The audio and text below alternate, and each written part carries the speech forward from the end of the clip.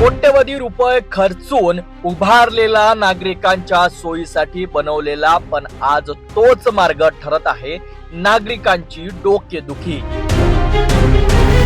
हा आहे गोपालनगरचा भुयारी मार्ग।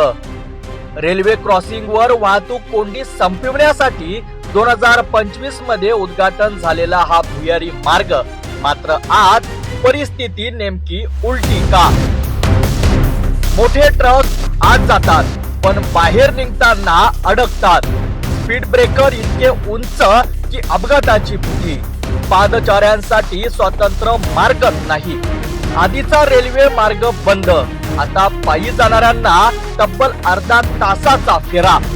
आपत्कालीन परिस्थितीत अग्निशमन दलाची गाडी जाऊ शकते का हा प्रश्न अजूनही अनुत्तरित।